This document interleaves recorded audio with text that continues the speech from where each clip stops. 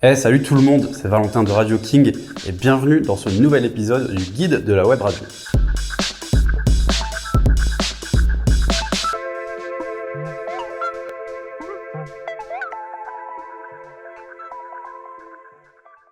Aujourd'hui, on va parler de marketing et de communication puisqu'on va voir sur quels réseaux sociaux il est le plus pertinent d'aller pour votre cas, pour votre web radio. Aujourd'hui, c'est un secret pour personne.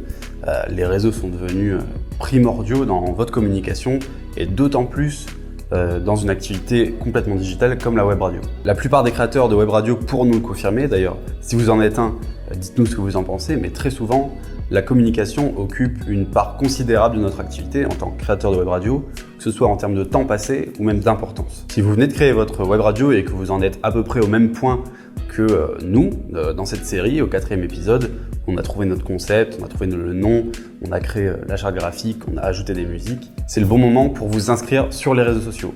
Alors vous allez me dire, mais Valentin, il y a trop de réseaux, je vais jamais pouvoir alimenter tous les réseaux en même temps. Et vous avez raison, vous ne pourrez pas investir du temps sur tous les réseaux. Et c'est pour ça que c'est important de les choisir et c'est ce qu'on va voir ensemble. Donc à votre disposition, vous avez les réseaux classiques du type Facebook, Twitter, Instagram. Vous avez des réseaux vidéo comme YouTube, Twitch. Vous avez des messageries instantanées comme Discord et même des solutions innovantes comme Clubhouse qui propose une nouvelle expérience à vivre avec sa communauté. Bref, on va devoir choisir nos batailles. Pour choisir ces batailles, on va se baser sur deux éléments. Le premier, ça va être la cible qu'on a définie ensemble dans le premier épisode. La cible, c'est un très bon indicateur pour savoir où aller chercher ses auditeurs. Selon les réseaux, on n'aura pas la même communauté présente et donc la tranche d'âge va différer d'un réseau à un autre. Et donc, si par exemple, on vise les 30-50 ans mais qu'on veut communiquer sur Snapchat, c'est pas forcément la meilleure stratégie. Et le deuxième élément, ça va être la personnalité, l'identité de votre radio, votre personnalité à vous, comment vous souhaitez interagir avec votre communauté, votre audience. Ça va aussi déterminer les réseaux sociaux sur lesquels vous serez le plus à l'aise et ceux qui vous seront le plus adaptés. Et bien c'est parti, je vous propose de passer en revue les différents réseaux sociaux, leurs spécificités et voir peut-être lesquels sont les plus adaptés à votre cas. On va commencer par le plus évident et le plus évident, c'est Facebook. Avec 3 milliards d'utilisateurs, Facebook c'est le plus gros réseau social du monde et on y trouve une tranche d'âge plutôt adulte, entre 25 et 55 ans. Facebook, c'est un peu la base si vous souhaitez vous mettre aux réseaux sociaux. C'est quand même bien d'en avoir un, quelle que soit votre stratégie, votre tranche d'âge, puisque si quelqu'un va sur Facebook et cherche votre radio et qu'elle n'y est pas, il va se dire qu'elle a fermé ou quoi que ce soit, et du coup vous allez perdre en professionnalisme, en crédibilité. La première chose à savoir quand on envisage de communiquer sur Facebook, c'est son très gros aspect communautaire. De par son grand nombre d'utilisateurs, 3 milliards, Facebook a un aspect communautaire hyper marqué. Donc il va falloir jouer sur le fait que les gens aient des amis et des connaissances sur le même réseau. Donc pour ça, vous allez plutôt pousser les gens à identifier leurs amis sur vos posts. Vous allez pousser les gens à réagir à vos publications avec les petites réactions. Il y a aussi autre chose à savoir, c'est que sur Facebook, l'attention, elle est instantanée. Ça veut dire que si vous ne captez pas l'attention en une seconde, l'utilisateur va juste scroller un peu plus bas et votre post va passer à la trappe. Pour capter l'attention rapidement, il faut que le message soit clair, donc on ne met pas trop d'infos, on reste sur des textes plutôt courts qui attrapent l'attention et on va ajouter à nos posts systématiquement un visuel, donc une image, donc une photo ou une infographie, une petite illustration, etc. On pourra partager du coup les moments marquants de la semaine, donc si vous faites un live, vous pourrez prendre une petite photo, dire que le live arrive, que c'était un plaisir de faire ce live avec cette personne. Si vous avez un nouveau matériel, un nouveau micro, un nouveau casque, vous pourrez le partager votre avis. Et vous pourrez aussi jouer sur les références culturelles qui nous unissent et qui marquent la personnalité et l'aspect communautaire, l'adhésion à notre radio. Donc voilà, pour finir sur Facebook, il est plutôt conseillé de se créer un profil Facebook pour votre radio. De par sa notoriété, parce que qui n'a jamais entendu parler de Facebook, c'est quand même mieux. Vous pouvez faire le choix de ne pas être sur Facebook, mais dans ce cas-là, c'est un choix assumé et peut-être que votre cible sera sensible à ce choix, donc c'est un positionnement marketing. Donc voilà pour Facebook, on passe à Instagram. Donc Instagram, c'est le petit frère de Facebook, donc racheté par Facebook il y a bientôt 10 ans quand même. Il y a 1 milliard d'utilisateurs mensuels, plus jeune que Facebook, entre 18 et 35 ans, et avec un aspect esthétique beaucoup plus marqué que sur Facebook. Hors de question de poster un petit selfie à l'arrache. En story, par contre, c'est une autre histoire. La story, c'est une fonction phare d'Instagram qui a été volée en quelque sorte de Snapchat, mais qui est devenue la base d'Instagram. La story, ça sert à partager votre quotidien en tant que créateur de web radio avec votre communauté, de montrer les coulisses et de faire passer votre communauté à un stade supérieur de la relation. Ils vont passer d'auditeurs, de simples auditeurs de la web radio à vraiment quelqu'un d'inclus dans votre quotidien. Les stories, ce qui est intéressant aussi, c'est qu'elles intègrent des fonctions interactives entre vous et vos auditeurs, vos followers sur Instagram, qui font que votre communauté va encore plus adhérer à votre contenu sur Instagram. Pour finir sur les stories, il ne faut pas avoir peur de poster beaucoup de stories tous les jours, tous les 2 jours, tous les 3 jours maximum, pour avoir une présence quotidienne avec votre audience. C'est pas du tout un problème de poster beaucoup de stories par rapport aux posts classiques sur Instagram, dont on va parler juste maintenant, parce que la fonctionnalité des stories est tellement devenue habituelle dans l'utilisation d'Instagram que même si vous ne postez pas un post classique très souvent, les stories vont suffire. Pour leur part, les posts, ils vont servir à marquer et à asseoir la personnalité graphique, esthétique de votre radio et aussi, de temps en temps, pour des occasions particulières, pour des concours par exemple. Donc les posts, ils vont construire votre profil. Donc si vous voyez le profil d'Instagram, vous avez la photo de profil en haut et ensuite vous avez toutes les photos que vous avez postées. Cette mosaïque de photos va former un ensemble graphique. C'est en quelque sorte une capsule qui résume l'univers de votre radio en fait. Et enfin sur Instagram, on a la fonctionnalité de Reels qui est inspirée de TikTok dont on parlera plus tard, qui sont de courtes vidéos de 15 secondes plutôt à caractère viral, donc qui cherchent à faire le buzz, qui cherchent à marquer. Donc on va plutôt axer ces vidéos sur de l'humoristique, sur quelque chose de pédagogique, donc vous allez apprendre quelque chose en 15 secondes à votre communauté, quelque chose d'inspirant, voilà. Donc quelque chose qui va susciter une émotion très rapidement et qui va faire que votre communauté va liker et l'algorithme d'Instagram fera le travail. Donc ce réseau, c'est un très bon moyen de se rapprocher de votre audience. Si elle a moins de 35, moins de 40 ans, c'est un très bon moyen de se rapprocher de votre audience et d'asseoir, comme je disais, l'esthétique, la personnalité et l'univers de votre radio. Passons maintenant à Twitter. Twitter, c'est le réseau social à l'oiseau bleu qui compte 350 millions d'utilisateurs. J'aurais pensé plus, honnêtement.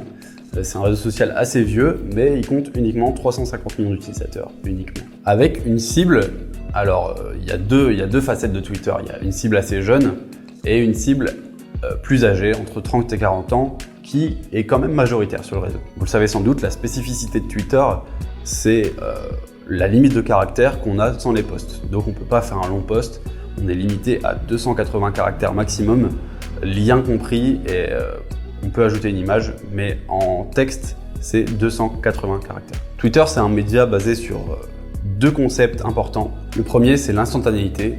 Un tweet classique, qui ne fait pas le buzz, etc., ça dure 2-3 heures. Au bout de 2-3 heures, il est avalé par l'algorithme, sauf pour les fans les plus inconditionnels, les plus engagés de votre communauté.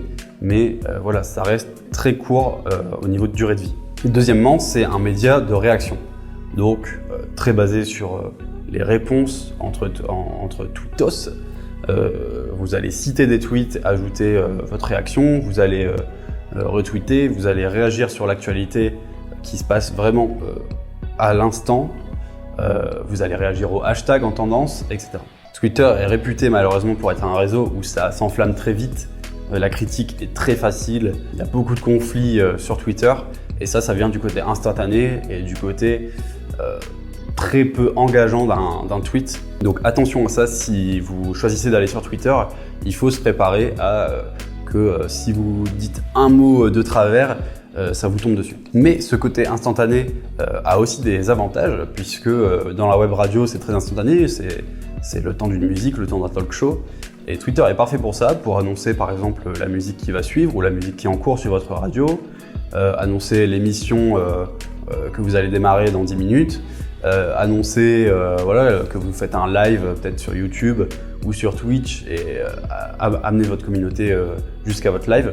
Donc ce côté instantané a aussi des avantages. Et vous pouvez aussi insérer des hashtags à la manière d'Instagram. Enfin, plutôt à la manière de Twitter de base, mais voilà. C'est un réseau assez chronophage parce que comme c'est un réseau de réaction, vous allez devoir faire votre veille quotidienne sur Twitter et réagir à ce qui se passe, que ce soit les gens que vous suivez ou l'actualité. On passe au prochain réseau, au prochain média, et on va parler de LinkedIn. Donc LinkedIn, c'est le réseau social professionnel, le genre d'alter ego de Facebook, mais côté professionnel, pas côté perso. On y compte 650 millions d'utilisateurs tout de même dans le monde, avec une tranche d'âge qui va de 25 à 55 ans. De par son côté professionnel, LinkedIn sera surtout intéressant pour une web radio un peu plus installée, un peu plus connue. Par contre, on va voir par la suite, c'est pas pour autant qu'il faut rien faire sur LinkedIn. Donc sur LinkedIn, si on analyse un peu les posts qui marchent, ce qui fonctionne le mieux, c'est la prise de position. Voilà, vous avez donné votre avis, votre expertise, votre expérience sur un sujet. Donc vous, par exemple, ça peut être le milieu du son. Sur LinkedIn, on aime beaucoup les chiffres, on aime beaucoup le partage de réussite, le partage même d'échecs constructifs et la mise en valeur de l'humain. C'est ce qui ressort des posts qui marchent sur LinkedIn. Votre objectif sur LinkedIn, ça va pas être de ramener vos auditeurs, mais plutôt de rassembler les gens avec qui vous travaillez pour votre web radio. Donc vos partenaires, vos collègues, les gens que vous avez rencontrés dans le milieu pro. Donc comme on l'a dit il y a quelques secondes, c'est plutôt un réseau secondaire sur lequel vous pourrez investir une fois que votre web radio sera un peu plus installée, que vous aurez commencé à rencontrer des gens et tout ça. Par contre, c'est important de déjà commencer à créer la page de votre radio, même si vous l'alimentez peu, au moins elle existera, tout comme sur Facebook. Il faut qu'on puisse vous trouver sur LinkedIn. D'autre part, vous pouvez commencer à communiquer sur votre radio, non pas au nom de votre radio, mais en votre nom personnel.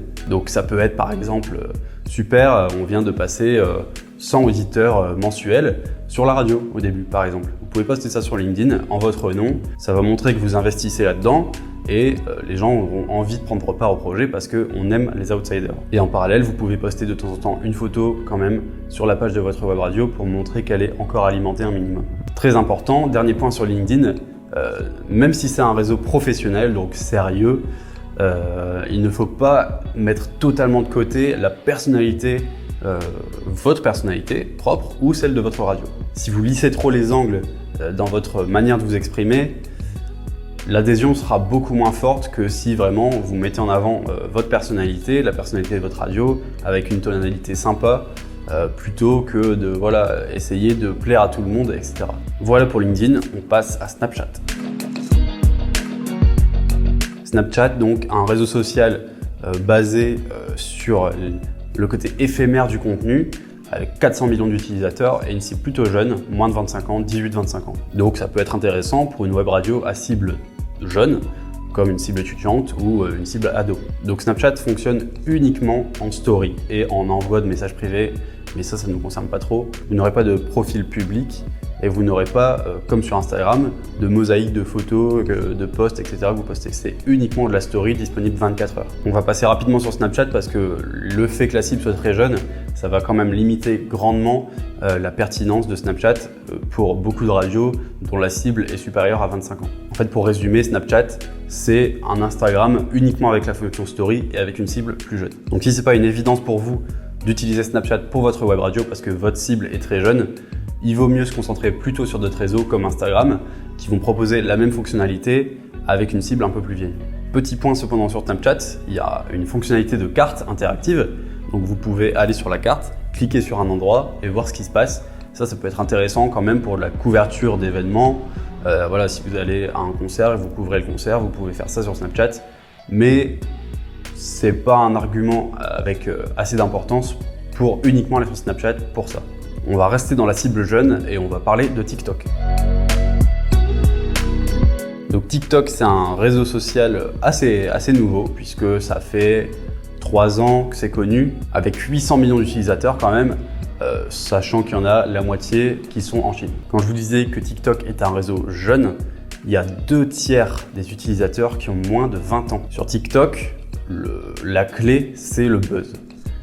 On va chercher la viralité du contenu, on va chercher à ce qu'il soit liké par le plus de personnes possible, contrairement à d'autres réseaux où on va plutôt travailler la relation avec sa communauté, l'adhésion, etc. Sur TikTok, Le but, c'est vraiment que de sortir une vidéo et qu'elle fasse 10 millions de vues. Donc c'est un réseau qui laisse peu de place aux débutants et qui demande du temps, qui demande de la créativité pour que ça marche. Il y a un outil de montage intégré à TikTok qui fait que vous pourrez exprimer votre créativité, votre côté artistique. Il y a quand même quelque chose à noter avec TikTok, c'est sa relation avec la musique. Aujourd'hui, il y a beaucoup de musiques qui ressortent, qui refont le buzz même après 40 ans d'existence, qu'on avait un peu oublié, enfin que certains avaient oublié. Cette relation avec la musique, elle est évidemment semblable à la relation que la web radio a avec la musique. Donc là encore, comme pour Snapchat, de par la cible résolument adolescente de TikTok, la pertinence sera assez limitée si votre cible est au-dessus de 25 ans. Ok, il nous reste 2 réseaux, et il s'agit des réseaux vidéo. On va commencer par YouTube. YouTube, c'est 2 milliards d'utilisateurs par mois, donc 2 tiers de Facebook. La cible est hyper étendue, ça va de 16 voire moins à 50 ans voire plus, mais le quart de cible est quand même très large. YouTube sera le réseau parfait pour partager des vidéos un peu plus longues, même beaucoup plus longues, que sur les autres réseaux. Des rediffusions live plus longues, 1 heure, 2 heures. Vous allez même pouvoir faire des lives et vous pourrez aussi poster des vidéos plus travaillées où vous expliquez, voilà, peut-être comme on est en train de le faire sur cette série, votre quotidien, votre création de la radio et essayer de créer une émulsion autour de ça. YouTube sera plutôt un complément au début pour que YouTube devienne vraiment un centre d'acquisition de nouveaux auditeurs. Il faudra beaucoup travailler vos vidéos, votre régularité sur YouTube, c'est très important, sachant qu'en plus la vidéo c'est un contenu hyper chronophage à produire. Donc pour que votre YouTube se suffise à lui-même, il faudra beaucoup travailler sur la stratégie de contenu que vous voulez développer sur YouTube et y passer du temps. D'autre part, YouTube peut être simplement un moyen de stocker en ligne, en public, des vidéos plus longues et de les partager sur vos autres réseaux.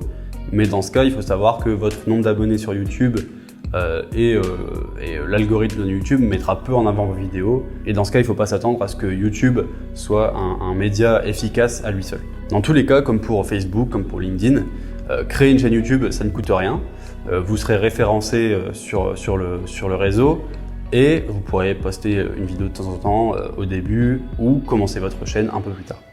C'est du sport. Dernier média, on va s'intéresser à Twitch. Pour ce qui est de Twitch, j'ai pas les chiffres d'utilisateurs, par contre j'ai le chiffre d'heures visionnées au premier trimestre 2021 et on arrive en cumulé à 6,3 milliards d'heures visionnées. On a une cible plutôt étendue de 18 à 34 ans, composée très majoritairement à 80% d'hommes. Donc pour résumer le concept de Twitch, on va dire que Twitch est à la vidéo ce que le live est à la web radio. La plateforme offre une grande interactivité entre vos viewers, donc vos spectateurs, et vous, le streamer. Vous pouvez l'envisager en complément, donc par exemple pour diffuser en direct la version filmée d'un live que vous faites sur votre web radio. Vous pouvez aussi l'envisager comme un média complètement parallèle au reste, sur lequel vous allez venir échanger avec votre communauté de manière beaucoup plus détendue et spontanée. Un live sur Twitch, c'est absolument pas gênant de laisser par exemple les spectateurs attendre 1 minute le temps d'aller se servir un café, contrairement à un live radio où s'il y a 1 minute de blanc, c'est mort. Donc c'est un média où le naturel est primordial. D'autre part, Twitch intègre des fonctions comme YouTube Live qui vont favoriser les revenus. Donc vous pourrez percevoir des dons en direct de votre communauté. Vous pourrez leur demander de s'abonner à votre chaîne Twitch, donc ils vont recevoir quelques avantages en échange de quelques euros par mois. Ces fonctionnalités, elles peuvent être intéressantes à ajouter à vos live radio.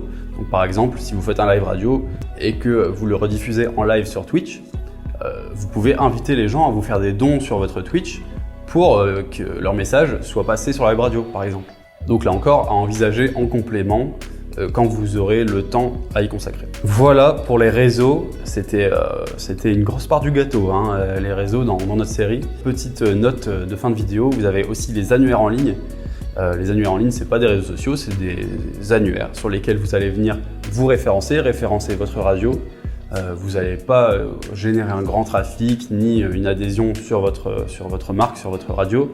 Par contre, votre radio sera du coup référencée sur ces sites et profitera de leur référencement naturel, de leur audience, pour être visible facilement sur les moteurs de recherche. Donc c'est intéressant quand même.